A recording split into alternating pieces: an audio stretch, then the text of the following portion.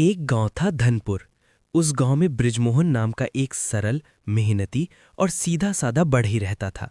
उसके परिवार में उसकी पत्नी सरस्वती और दो बेटे निखिल और विवेक थे। बृजमोहन मेहनत मजदूरी करके किसी तरह घर चला रहा था, लेकिन दुख की बात यह थी कि दोनों बेटे बिल्कुल कामचोर थे। निखिल दिन भर चौपाल पर बैठा रहता और विवेक मोबाइल चलाकर समय बर्बाद करता रहता। एक दिन सरस्वती ने रोते हुए कहा, जी, आप अकेले कब तक मेहनत करेंगे? ये दोनों लड़के तो हाथ भी नहीं हिलाते। बृजमोहन बोला, क्या करूं, समझाते समझाते थक गया हूं, पर इन पर कोई असर नहीं होता।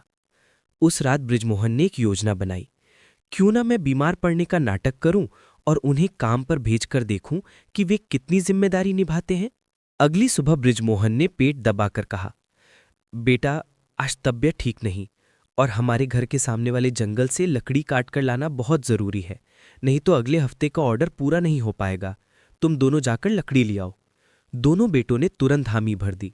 सरस्वती को बड़ी हैरानी हुई कि आज दोनों ने बिना बहाना बनाए हाँ कैसे कर दी। लड़के जंगल पहुंचे, पर पहुंचना क्या था, काम तो करना ही नहीं था। निखिल बोला, भाई, हम दोनों क्यों मेहनत करें, जंगल के मजदूरों को पैसा देकर बुला लेते हैं। विवेक बोला, पैसा कहाँ से आएगा? निखिल हंसा, अरे पिताजी के औजार बेच देते हैं। और फिर दोनों भाई बाजार पहुंचे और बाप के सबसे कीमती औजार सस्ते दाम पर बेच दिए। मजदूरों को पैसे दिए और कहा, पूरा जंगल नहीं चाहिए, बस जितनी लकड़ी देख रहे हो सब काट दो और घर की तरफ ढेर छोड़ दो। मजदूरों ने काम तो कर दिया, लेकिन अपनी मजदूरी के बदले वे अच्छी खासी लकड़ी अपने घर भी उठा ले गए। अंत में घर पर पहुंचा तो बस कुछ गीली, घटिया लकड़ी बची थी। शाम को दोनों लड़के हंसते हुए बोले, पिताजी, काम पूरा हो गया। सरस्वती को विश्वास ही नहीं हुआ, पर बृजमोहन दिल से खुश था। अगले दिन बृजमोहन लकड़ी देखने गया और देखकर उसके पैरों तले जमीन खिसक गई। औजार गायब, लकड़ी आधी से भी कम, और जो थी वो भी गीली और बेकार। वो घर गया और दोनों बेटों को बुलाकर बोला, तुम दोनों ने मेरे औजार कहाँ बेचे? निखिल ने बेपरवाही से कहा, पिताजी, काम तो हो गया ना, आप तो बस चिंता करते रहते हो। ये सुनकर बृजमोहन फूट फूट कर रोने लगा। उसने कहा, तुम दोनों मेरे लिए नहीं, अपने भविष्य के लिए बोझ बन चुके हो। आज से तुम दोनों इस घर में कदम नहीं रखोगे। दोनों बेटे घर से निकाल दिए गए। भूखे प्यासे भटकना। दोनों भाइयों ने पूरा दिन कुछ नहीं खाया। रात एक सूखे कुएं के पास बैठे रहे। पहली बार उन्हें अपने गलत काम की सजा समझ आने लगी। विवेक ने रोकर कहा, भैया, हमने सच में बहुत बड़ी गलती की। निखिल बोला, हाँ, पिताजी का दिल तोड़ दिया, अब वापस जाने लायक भी नहीं रहे। अगले दिन मजदूरी। भूख ने उन्हें मजबूर कर दिया। वे गांव के साहूकार हरीराम के पास पहुंचे। निखिल बोला, सेठ जी, कुछ खाने को दे दीजिए, बदले में जो कहेंगे काम करेंगे। हरीराम ने उन्हें रोटी दी और कहा, अगर काम चाहिए तो मेरे खेत में मजदूरी करनी होगी। लड़कों ने पूरे दिन कड़ी मेहनत की।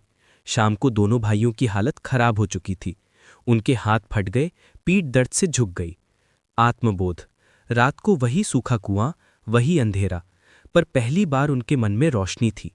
विवेक ने कहा, भैया, पिताजी रोज इतनी मेहनत करते थे, हमने कभी समझा ही नहीं। निखिल बोला, चलो भाई, अब जिंदगी सुधारनी है। दिन में साहूकार का काम करेंगे और रात को अपनी जमीन पर मेहनत करके नई फसल उगाएंगे। नई शुरुआत। दोनों भाइयों ने दिन रात मेहनत शुरू कर दी। उनकी मेहनत रंग लाई।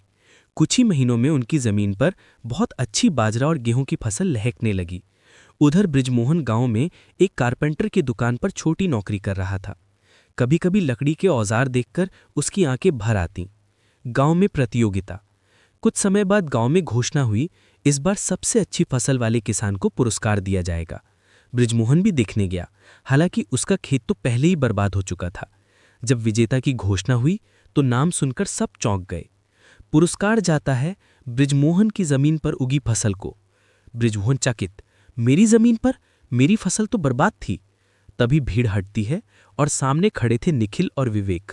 दोनों रोते हुए बोले, पिताजी, ये फसल हमने उगाई है, आपके औजार बेचना हमारी सबसे बड़ी गलती थी। हमने अपनी गलती सुधारने के लिए मेहनत की, तभी आपका नाम इस मंच पर आया। बृजमोहन की आंखों से आंसू बह निकले। वो बोले, बेटा, मेहनत की कमाई ही असली कमाई है। आज तुमने साबित कर दिया कि गलती करके भी इंसान सुधर सकता है। कहानी का अंत। उस दिन के बाद बृजमोहन, निखिल और विवेट तीनों मिलकर बढ़ईगिरी और खेती दोनों करने लगे। घर में खुशहाली लौट आई और बेटों को समझ आ गया, मेहनत का फल धीरे मिलता है पर मीठा मिलता है।